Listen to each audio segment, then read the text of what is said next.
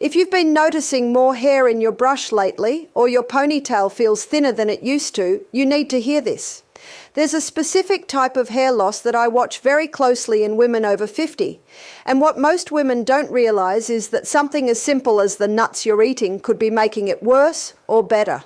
This information is specifically researched for us based on studies I've come across and insights gathered from my own experience, all of which truly matter to us here. Today, I'm sharing 4 powerful nuts that can help restore your hair's strength and thickness, but I'm also revealing 4 common nuts that might be sabotaging your results without you even knowing it. The last risky nut I mention might shock you because it's likely sitting in many kitchens right now. Before we dive in, do me a favor. Hit that like button and drop a comment with your age. This way, we can build a community of women supporting each other through these changes. Now let's talk about what's really happening with your hair. Let's start with the nuts that can actually help, and I'm beginning with number 4 on the list, almonds. These are something I often suggest when women come to me concerned about their thinning hair. Now, you might think almonds are just a simple snack, but there's something specific inside them that truly matters for your scalp.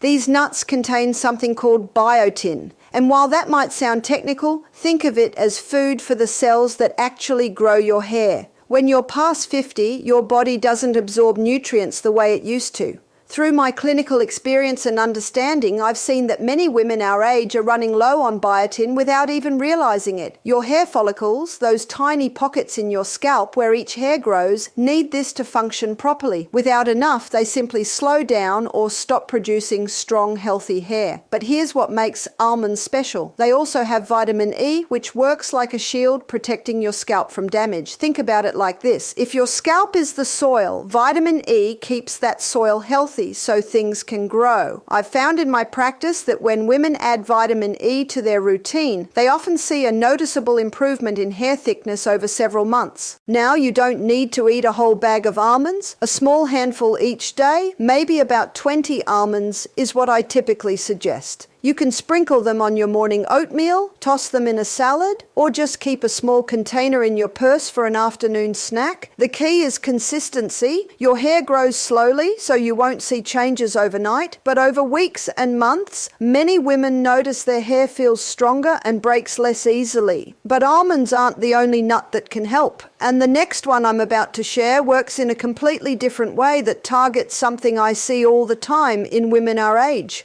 Coming in at number 3, we have walnuts. And these are particularly interesting because they address something specific that often happens to women after menopause. You've probably heard about omega-3 fatty acids, often talked about with fish, but walnuts are one of the few nuts that actually contain them in meaningful amounts. Here's why this matters for your hair. As we age, especially after 50, inflammation becomes a bigger problem in our bodies. You might not feel it directly, but it's happening under the surface, including on your scalp. When your scalp is inflamed, it's like trying to grow a garden in poor conditions. Everything struggles. Omega-3s from walnuts work to calm that inflammation down. My observations from accompanying women through their health journeys show that when they include omega-3s in their diet, they often see improvements not just in hair health, but in how their scalp feels. Less itching, less irritation, simply better growth conditions. But there's another reason walnuts matter specifically for us. They contain copper, a mineral that doesn't get talked about much, but plays a role in maintaining your hair's natural color and structure. Now, I'm not saying walnuts will prevent grey hair, that's mostly genetics, but copper helps keep the hair you do have from becoming weak and brittle. The texture of your hair matters just as much as the amount. You want hair that's strong enough to style, to brush without breaking, to feel like your own. I often suggest eating about 7 to 10 walnut halves several times a week. You can chop them up and add them to yogurt, bake them into healthy muffins, or eat them plain. Some women I know keep a small bag in the car for when they're running errands. The beauty of walnuts is that they're working on your hair health from the inside, addressing issues at the root level that topical treatments simply can't reach. But as helpful as walnuts are, the next nut on my list does something even more powerful, especially for the type of hair thinning that's most common in women over 50. Now we're at number 2, and this is where things get really interesting because we're talking about Brazil nuts. If you've never tried these, they're larger than most nuts with a rich, almost buttery flavor, and they pack something inside them that's crucial for thyroid health. Stay with me here because this connects to your hair in a way most women don't realize. Your thyroid is a small gland in your neck that controls your metabolism, your energy, and yes, your hair growth. Through my extensive work, I've observed that thyroid problems are incredibly common in women our age, and one of the first signs is hair loss or thinning. The connection is selenium, a mineral that your thyroid absolutely needs to function properly. Brazil nuts are one of the richest food sources of selenium you can find. In fact, just 1 or 2 Brazil nuts a day provides what your thyroid needs. Here's what happens when your thyroid isn't getting enough selenium. It starts to slow down, and when it slows down, so does everything else, including your hair growth cycle. Women often describe their hair as lifeless, dull, or falling out in larger amounts than normal. In my practice, I frequently test thyroid levels when women over 50 come in with hair complaints, and many times I find the thyroid is underperforming. Now, I want to be clear about something important with Brazil nuts. More is not better. Because they're so rich in selenium, eating too many can actually cause problems. From my understanding of nutritional science, it's important to keep selenium intake within safe limits. And for Brazil nuts, that means just 1 to 3 nuts per day maximum. You can eat them as a quick snack, chop one up and sprinkle it over a salad, or even blend one into a morning smoothie. The goal is regular small amounts. What many women notice after a few months of including Brazil nuts in their routine is that their hair stops falling out as much, the shedding slows down. That's often the first sign that things are improving. Then gradually they might notice new growth, little baby hairs around the hairline or at the crown. It takes time because hair grows in cycles, but the thyroid support from selenium creates the right internal environment for growth. However, there's one more nut that can help your hair, and this final one addresses something that almost every woman over 50 deals with, but rarely connects to hair health. The number 1 nut for hair growth after 50 is the cashew. And if you're surprised by this choice, you're not alone. Cashews don't always get the attention they deserve, but they contain something your hair desperately needs, especially now. That something is zinc. Think of zinc as the construction worker of your body, helping to build and repair tissues, including the tissues of your scalp and hair follicles. As we age, our bodies become less efficient at absorbing zinc from food, and deficiency is actually more common than most women realize. My clinical observations confirm that low zinc levels are linked directly to hair loss, particularly the kind where hair thins all over rather than in one spot. This is the pattern most commonly seen in women after menopause. What makes this especially tricky is that zinc deficiency doesn't usually cause obvious symptoms at first. You might feel a bit more tired, maybe your sense of taste isn't quite as sharp, but nothing that screams, "Check your zinc levels." Meanwhile, your hair is quietly suffering. The follicles need zinc to move through their natural growth cycle properly. Without it, they get stuck in a resting phase, and resting follicles don't produce hair. Cashews offer a gentle, natural way to bring your zinc levels back up. A 1/4 cup of cashews provides a solid amount of zinc, along with other minerals like iron and magnesium that support overall health. I often recommend cashews as part of a balanced approach to nutrition for women our age. You can eat them roasted as a snack, blend them into a creamy sauce for vegetables, or even make cashew butter to spread on apple slices. The creamy texture of cashews makes them easy to incorporate into meals without feeling like you're forcing yourself to eat something you don't enjoy. Women who add cashews to their regular diet often report that their hair starts to feel thicker and more resilient after several months. The individual strands become stronger, which means less breakage when you brush or style. That's significant because sometimes it's not about growing more hair, it's about keeping the hair you have healthy and intact. But here's something crucial you need to understand. While these 4 nuts can support hair health beautifully, there are other nuts that might actually be working against you, and most women have no idea they're causing a problem. The risky nuts I'm about to reveal are sitting in pantries across the country right now, and one of them is especially concerning for reasons that will surprise you. Let me tell you about the first risky nut, number 4 on the caution list, and this one catches women off guard because it seems so healthy. Peanuts, which technically aren't even true nuts but legumes, can be problematic for hair health in ways that don't get discussed enough. Now, before you think I'm saying peanuts are terrible, let me explain the specific issue.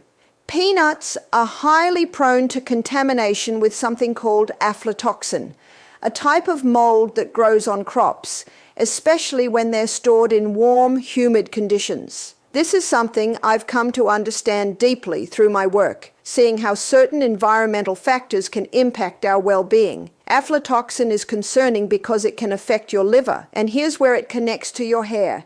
Your liver is responsible for processing nutrients, balancing hormones, and filtering toxins from your body. When your liver is stressed or overloaded, which I've observed often in women who consume foods with aflatoxin regularly, it can't do its job properly.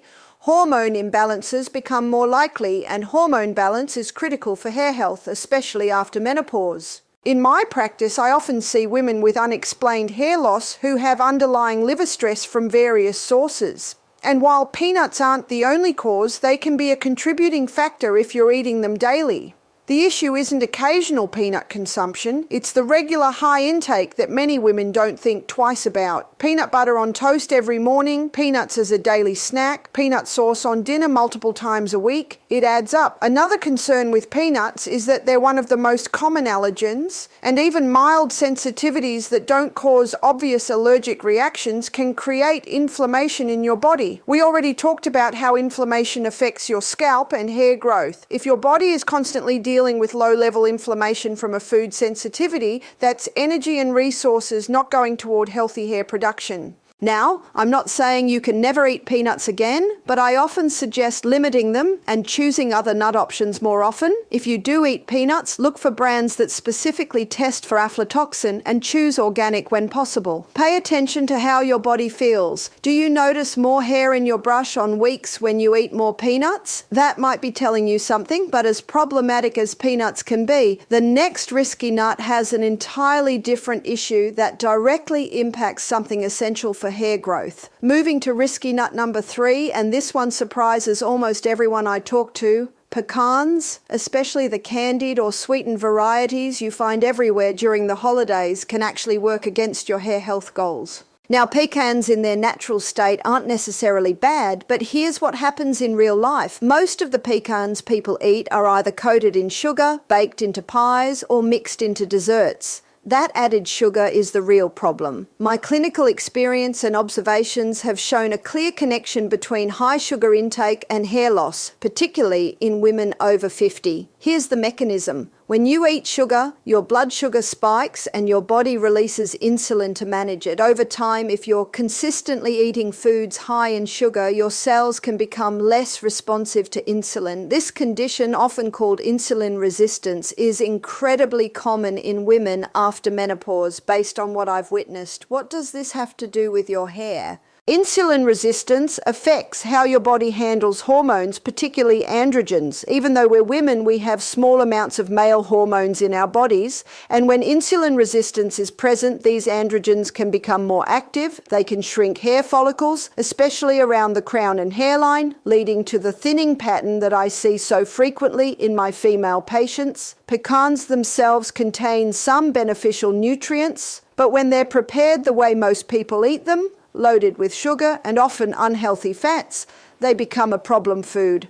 The holiday seasons are particularly challenging because pecan pie is everywhere, and women often don't connect their increased hair shedding in January and February to what they ate in November and December. Beyond the sugar issue, pecans are also extremely high in calories and omega-6 fatty acids. While omega-6s aren't bad in small amounts, too much of them compared to omega-3s creates inflammation in your body. Remember, inflammation on your scalp means poor growing conditions for your hair. My understanding is that our diets tend to be very heavy in omega-6s already from vegetable oils and processed foods, so adding lots of pecans on top can tip the balance even further. If you enjoy pecans, the key is to eat them plain, unsweetened, and in small amounts. Think of them as an occasional treat rather than a regular snack. Choose raw or dry roasted pecans without added sugars or syrups. And be honest with yourself about portions. It's easy to mindlessly eat a huge handful while watching TV, and suddenly you've consumed several hundred calories and a lot of omega-6s without realizing it. However, the next risky nut I need to warn you about has a completely different concern, one that affects how your body absorbs nutrients critical for hair health. We're now at risky nut number 2, and this is where things get technical, but I'll keep it simple. Cashews. Yes, the same cashews I praised earlier can actually become problematic if you eat too many of them. Here's the issue that doesn't get talked about enough. Cashews contain something called phytic acid, which is found in many nuts and seeds. Phytic acid is sometimes called an anti-nutrient because it binds to minerals in your digestive system and prevents your body from absorbing them. The minerals it affects most are zinc, iron, and calcium, all of which are important for hair health. Now, you might be thinking, but you just told me cashews are good because they contain zinc, and you're right. In moderate amounts, the zinc in cashews is beneficial. But here's where women often go wrong. They hear that cashews are healthy, so they start eating large amounts every day, thinking more is better. When you eat too many cashews regularly, the phytic acid starts to outweigh the benefits. Your body gets flooded with this compound that blocks mineral absorption, and ironically, you can end up deficient in the very nutrients you need for hair growth, even though you're eating foods that contain them. This is something I often see in women who are trying to eat healthy but don't understand the balance. My observations gained through years of working with individuals show that excessive consumption of high phytic acid foods can contribute to deficiencies over time, especially in women whose digestive systems are already less efficient due to age. There's another concern with cashews specifically. They're almost never sold truly raw because raw cashews contain a toxic substance that must be removed through heating. The cashews you buy labeled as raw have actually been steamed or roasted. This processing is necessary and safe, but it also means cashews can be higher in sodium and other additives depending on the brand. High sodium intake causes water retention and can affect blood pressure, and good blood circulation is essential for delivering nutrients to your scalp and hair follicles. Many processed or flavored cashews contain added salt, oils, and sometimes sugar. Women buy them thinking they're making a healthy choice, not realizing they're consuming a lot of extras that don't support their health goals. If you eat cashews, and again, in moderation they can be beneficial, choose unsalted, minimally processed versions. Limit yourself to a small handful, maybe a quarter cup, a few times a week, rather than eating them every single day in large amounts. Pay attention to the overall balance of your diet. If you're eating lots of other foods high in phytic acid, like whole grains and legumes, which are generally healthy, you might need to be even more conservative with cashews. But as careful as you need to be with cashews, there's one more risky nut that I've saved for last. And this one is probably in your kitchen right now, possibly even something you eat regularly without realizing the potential impact on your hair. The number one risky nut that can sabotage your hair health is actually a bit controversial to mention, but it's important you hear this. Macadamia nuts, which are often seen as a luxury nut and promoted as healthy, can actually be problematic for hair health if you're not careful, and the reasons might surprise you. First, let's talk about fat content. Macadamia nuts are extremely high in fat, more than almost any other nut. While some of that fat is the beneficial monounsaturated type, the sheer amount can be an issue. A single ounce of macadamia nuts contains over 20 grams of fat and more than 200 calories. For women over 50 who are watching their weight, and weight management is connected to hormone balance, which affects hair, it's very easy to overdo it with macadamias without realizing how calorie dense they are. But the bigger concern is this. Macadamia nuts have an extremely high omega-6 to omega-3 ratio, one of the worst among commonly eaten nuts. We've already discussed how too many omega-6 fatty acids promote inflammation in your body, and inflammation on your scalp creates a poor environment for hair growth. In my clinical insights, I often counsel women on the importance of balancing these fatty acids, especially for conditions involving inflammation, which include certain types of hair loss. When you eat macadamia nuts regularly, you're tipping your body's inflammatory balance in the wrong direction. There's another issue that's less commonly known. Macadamia nuts can be difficult to digest for some women, particularly as we age and our digestive systems become less efficient. Poor digestion means you're not absorbing nutrients properly from any of your food, including the nutrients that support hair health. Some women experience bloating, gas, or discomfort after eating macadamias without connecting it to the nuts. Your gut health is directly linked to nutrient absorption, and if your gut is struggling, your hair will show it eventually. From what I understand about nutrition, portion control is critical with high-fat foods, and macadamia nuts fall into that category. The problem is that they're delicious and addictive. It's incredibly easy to sit down with a bag of macadamias and eat far more than a serving size before you even realize it. Then you've consumed potentially 500 or more calories, massive amounts of omega-6s, and put your digestive system under stress. All of this works against your hair health goals. My clinical experience, gained from exploring inflammatory markers in women, has revealed that diet plays a huge role in chronic inflammation levels, and the types of fats you eat matter enormously. Macadamia nuts, while they have some benefits in very small amounts, can easily become a problem food when eaten the way most people eat them, which is in quantities that are too large and too frequent. If you love macadamia nuts and don't want to give them up completely, here's what I often recommend. Limit yourself to just a few nuts at a time, maybe 5 or 6, and treat them as an occasional indulgence rather than a regular snack. Never eat them straight from the container because you'll lose track of how much you've had. Portion them out ahead of time and pay attention to the other sources of omega-6s in your diet. If you're eating a lot of vegetable oils, processed foods, or other nuts high in omega-6s, you might want to skip the macadamias altogether and focus on options that provide better nutritional balance for your hair health. Now that you know which nuts can help your hair and which ones to be cautious about, I want to leave you with something important. Hair health after 50 isn't about one magic food or one thing to avoid.